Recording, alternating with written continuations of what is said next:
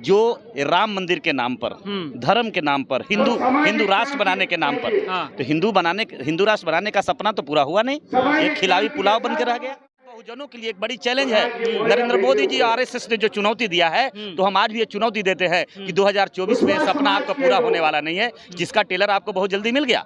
आपने देखा कर्नाटक को, उत्तर प्रदेश में साथ मैं आपको बता देता हूं, जब बिहार करवट लेता है तब देश करवट लेता है। उत्तर प्रदेश से इसकी शुरुआत हो गई, सत्ता से बाहर करके नीतीश कुमार जी आज प्रधानमंत्री के उम्मीदवार हो गए हैं, आपको अच्छी तरह से मालूम है। और बिहार से गाड़ी वो चल रही है, उत्तर प्रदेश हुए दिल्ली पहुंचते ही प्राइवेटेशन करके आरक्षण को खत्म करके, नौकरी खत्म करके, और आज आपको पता है कि आज लाखों करोड़ों नौकरियां भारत सरकार के पास पड़ी है, लेकिन उन आरक्षण वाले लेने वाले लोगों के डर से नियुक्तियां नहीं निकाली जा रही है कि कहीं गरीब का बेटा, पिछड़ा दलित का बेटा उस जगह पर आसीन हो जाएगा।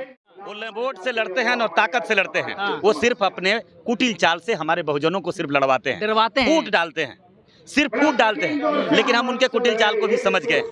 गोरखपुर के चंपा देवी पार्क में हम मौजूद हैं और जैसा कि आप जानते हैं कि यहाँ पे राष्ट्रीय बौद्ध महासम्मेलन किया जा रहा है और बौद्ध सम्मेलन में बहुत सारे लोग आए थे, गण्यमान्य व्यक्ति आए थे, पत्रकार आए थे, बहुजन पत्रकार आए थे, राजेंद्र पाल गौतम से लेके महमूद प्रजा से लेकर के, और जो है वो तमाम तरह के बड़े बड़े हस्तियाँ आई थी। और उस हस्तियों में हमारे साथ एक जो है वो बिहार से ही आए हैं। सर क्या नाम पड़ेगा आपका? राजेंद्र यादव। सर, जिस तरह से नए संसद भवन का उद्घाटन किया गया और सिंगोल को स्थापित किया गया, अशोक के पद्म चिन्ह जो होते हैं राष्ट्रीय चिन्ह, उसको हटा करके बैल को स्थापित कर दिया गया, तो क्या इस पे कहेंगे?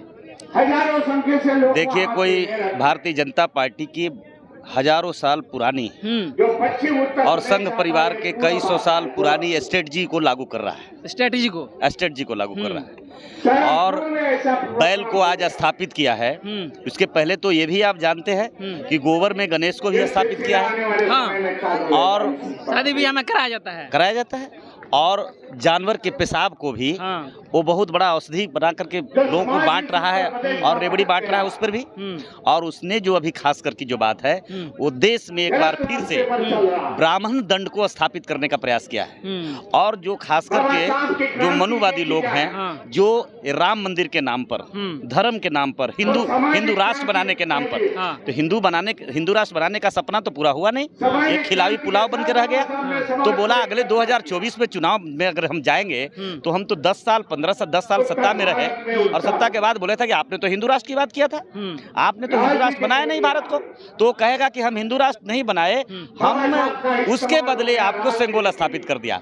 लेकिन ये हमारे लिए को जो बहुजनों को ललकारा है, उनकी जो खासकर सपने हैं 2024 में पूरा होने वाले नहीं है। 2024 में पुराने जख्म जहां हमारी बेटियों को उसी राजदंड पर, उसी ब्राह्मण दंड पर, आप मंगोल को जानते हैं, मंगोल एक क्रूर राजा था, मंगोल एक राक्षसी प्रवृत्ति का राजा था, जिसने हमारी बेटियों पर स्तन टैक्स लगाने का काम किया था।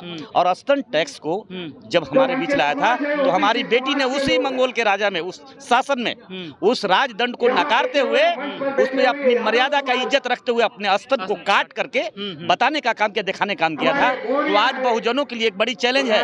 नरेंद्र मोदी जी आरएसएस ने जो चुनौती दिया है, तो हम आज भी ये चुनौती देते हैं कि 2024 में सपना आपका पूरा होने वाला नहीं है, जिसका टेलर आपको बहुत जल्दी मिल गया।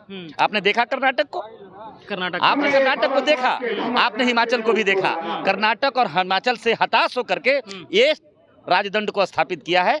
ये जो मंगोल लाया है, ये 100% एक साजिश के तहत लाया है, मनुवादियों को खुश करने के लिए, ब्राह्मणवादियों को खुश करने के लिए। आप कह रहे हैं सर कि हिंदू राष्ट्र नहीं है, लेकिन जो उस वक्त चोल वंश के संस्थापक थे, चोल वंश में राजदंड दिया जाता था सिंगोल के रूप में, तो क्या वो चोल वंश को उठा करके जो सिंगोल है, जो बैल है, उसको स्थापित किया गया, तो क्या इसको हम जो है हिंदू राष्ट्र के संकेत को नहीं मान सकते हैं? हिंदू राष्ट्र के, आपको मालूम है कि भारत एक सेकुलर कंट्री है, और भारत में बाबा साहब करने संविधान, सर सेकुलर कंट्री है, फिर भी जो है वो बैल को सिंगोल का स्थापित कर दिया गया, स्थापित कर दिए। हम तो आज भी मैं कहता हूँ नहीं है, 125 लोग, 122 लोग आज भी आरक्षण से, SC ST का बेटा पार्लियामेंट का मेंबर है जी, जिसने विरोध नहीं कर सका जी, तो उसे हम अपना नहीं समझते।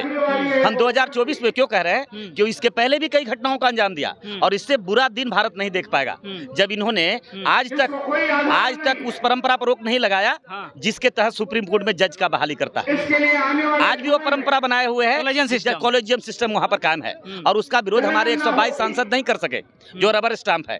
जिस तरह से देश का राष्ट्रपति बनाया, पिछले भी राष्ट्रपति, आज भी राष्ट्रपति है, वो भले आदिवासी से आते हो, भले दलित से आते हो जो इसके पहले गए, लेकिन कभी दलित और आदिवासियों के लिए कभी सर नहीं उठा सके, दलितों की कभी बात नहीं कर सके। उनको संसद भवन के उद्घाटन में न्योता नहीं दिया गया। संसद, ये बहुत बड़ा अपमान है, ये बहुत बड़ा अपमान है। जबकि लोकसभा और राज्यसभा और उसके बाद राष्ट्रपति, हम उस संसद के 3 अभिन्न अंग। भाजपा का सारा प्रयोग फेल हो रहा है। 10% आरक्षण दिया अपर क्लास को, परिणाम क्या आया हिमाचल के अंदर, परिणाम क्या आया कर्नाटक के अंदर, सुप्रीम कोर्ट तो पास कर दिया। देश में प्राइवेटेशन किया, प्राइवेटेशन करके आरक्षण को खत्म करके, नौकरी खत्म करके, और आज आपको पता है कि आज लाखों करोड़ों नौकरियां भारत सरकार के पास पड़ी है, लेकिन उन आरक्षण वाले लेने वाले लोगों के डर से नियुक्तियां नहीं निकाली जा रही है कि कहीं गरीब का बेटा, पिछड़ा दलित का बेटा उस जगह पर आसीन हो जाएगा। ये कॉन्स्पिरेसी है। तो ये भी एक तरह से अंगूठा काटने का काम तो हो रहा है। बिल्कुल, ये अंगूठा काटने को तो हम सजग हो रहे हैं। ये आप जो देख रहे हैं, आपने कभी गोरखपुर में सोचा होगा क्या? आपने जो मेरठ में देखा, तो आज बाबा को ये चुनौती है, जोगी बाबा जो आज भ्रम पैदा करके मंदिर कब्जा करके आज जिस उत्तर प्रदेश का सबसे बड़ा पंचायत को कब्जा किया, और नरेंद्र मोदी धर्म के आड़ में अच्छे सपना दिखाने, अच्छे दिन के नाम पर जो पार्लियामेंट में कब्जा करके बैठा है, तो बाबा साहब के जो आज लोग खून है, वो आज बिल्कुल तैयारी में बैठा है कि जिस वोट से तुमने कुर्सी पर बैठाया था, उसी वोट से इतना ताकत लगाएंगे कि उनकी कई पीढ़ियां जीवन में खड़ा नहीं हो पाएगी, कोई काम नहीं आएगा इनको सेंगोल काम नहीं आने वाला है। बाबा साहब कहते थे कि SC ST OBC सचेत हो जाओ। उसके बाद पेरियार ललित सिंह यादव हुए, बाबा साहेब उदय राम स्वरूप वर्मा हुए, बाबू जगदेव प्रसाद कुशवाहा हुए, फिर कर्पूरी ठाकुर है, ये तमाम एक विचारधारा के प्लेटफॉर्म पे आकर के समाज को अच्छा खासा रिजल्ट दिया। लेकिन आज के परिप्रेक्ष्य में मायावती कह रही हम अलगे चुनाव लड़ेंगे, अखिलेश यादव कह रहे हम अलगे चुनाव लड़ेंगे, तो किस तरह से आप लोग हासिल कर पाइएगा? बिल्कुल, हमें किसी व्यक्ति में उम्मीद नहीं है, किसी पार्टी में उम्मीद नहीं है, हमें उम्मीद बाबा साहब के विचार में है, हमें उम्मीद भारत के संविधान में है।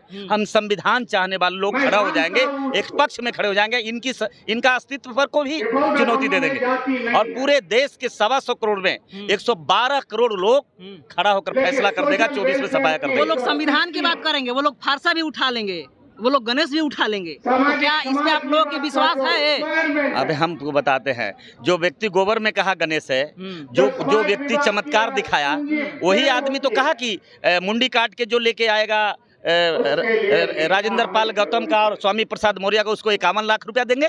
इनके गणेश में अगर ताकत होती तो 51 लाख रुपया थोड़ी मुंडी काटने के लिए देते, वहां से मंत्र मारता, समाप्त कर देता, शराब से हम खत्म हो जाते। आज हम यहाँ खड़ा होकर ललकार रहे। हम तो आज मैं कहता हूँ, तेरी अगर हिम्मत है तो मुझे जला कर दिखा दो, तेरे अंदर हिम्मत है, तेरे गणेश में और तुम में अगर तेरे तंत्र मंत्र में ताकत है तो मुझ पे प्रयोग कर लेकर। डर नहीं लगता है? बिल्कुल नहीं, क्यों डरेंगे?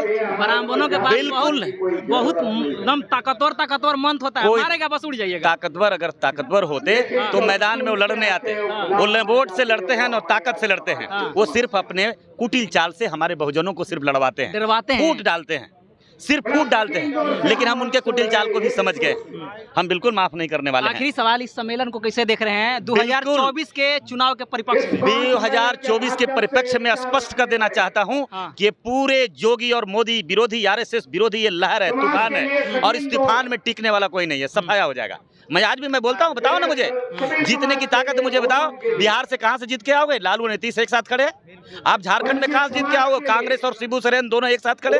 आप कर्नाटक में कहां से जीत के आओगे? महाराष्ट्र में कांग्रेस, शरद पवार और उद्धव ठाकरे हमारे साथ खड़े हैं। सवाल जहां हम लोग खड़ा है वो जीत उसी का है। बिल्कुल, उत्तर प्रदेश में साथ खास मैं आपको बता देता हूं, जब बिहार करवट लेता है तब देश करवट लेता है। उत्तर प्रदेश से इसकी शुरुआत हो गई, सत्ता से बाहर करके नीतीश कुमार जी आज प्रधानमंत्री के उम्मीदवार हो गए हैं, आपको अच्छी तरह से मालूम है। और बिहार से गाड़ी वो चल रही है, उत्तर प्रदेश हुए दिल्ली पहुंचते ही उनके बाप के घर में हम भेज देंगे। बिल्कुल, उत्तर प्रदेश ठीक है। उत्तर प्रदेश की जनता, आपको मालूम है, हम जो अभी 2000 पिछले चुनाव में जो हारे हैं, चुनाव में जो हार हुई है वो बिल्कुल वोट से हार नहीं हुआ है, ईवीएम का हार। ईवीएम पर अभी तो आप लोग सवाल बिल्कुल हम ईवीएम कर रहे हैं, बिल्कुल काम कर रहे हैं, हम सजग कर रहे हैं। हमें हमारी लड़ाई गोली से नहीं, हमारी लड़ाई बोली से। ये लोकतंत्र बोली से चलता है, लोकतंत्र पत्रकार साहब बोली से चलता है, और ये बोली हमारी गोली से ज्यादा तगड़ा। हमें जो लड़ाई लड़ना है, हमें बोली से लड़नी है, हम लड़ रहे हैं। सुनिए, आज बाबा बगल में है, आवाज जा रही है, ब्यूरोक्रेट लोग न्यूज दे रहे हैं, इंटेलिजेंसी के लोग खबर दे रहे हैं कि यहाँ जितने लोग खड़े हैं, एक व्यक्ति खड़ा नहीं है, एक दर्शन खड़ा है, एक विचारधारा खड़ा है, और एक विचारधारा खत्म कर देगा। लड़ाई मनुवाद और अम्बेडकरवाद के खिलाफ है। निश्चित मुझे, मैं विश्वास दिला देता हूँ, मनुवाद अम्बेडकरवाद के सामने नहीं टिकने वाला, मैं दावे के साथ कह रहा हूँ। तो देखिए, इन लोगों को भले ही आप कुछ लोग देख सकते हैं, लेकिन ये लोग में गुस्सा है, नाराजगी है सत्ता को लेकर के। जिस तरह से छल प्रपंच करके ईवीएम के द्वारा सत्ता को स्थापित किया गया, लेकिन ये लोग कह रहे हैं कि हम राजनीतिक पार्टियों को ध्यान में नहीं रखेंगे, हम उस विचार को लेकर चलेंगे जिस विचार पर बाबू जगदेव प्रसाद, बाबा साहब और बाबा साहब के अलावा तमाम ऐसे कर्पूरी ठाकुर, राम स्वरूप वर्मा जिस विचार पर चले थे, हम उसी विचार को लेकर चलेंगे। और निश्चित रूप से ही जो लड़ाई बिहार से स्टार्ट हुआ है वो उत्तर प्रदेश होते हुए दिल्ली के गद्दी तक जाएगी, ये पूरा भरोसा है। बाकी आप क्या सोचते हैं, आप अपनी प्रतिक्रिया दीजिए। हमारे चैनल पर पहली बार आए थे, हमारे चैनल को सब्सक्राइब करें, वीडियो को लाइक करें, शेयर करें, पेज पर देख रहे हैं पेज को लाइक करें, फॉलो करें। मिलते हैं अगले खबरों के साथ, तब तक जय भीम, जय भारत, जय संविधान।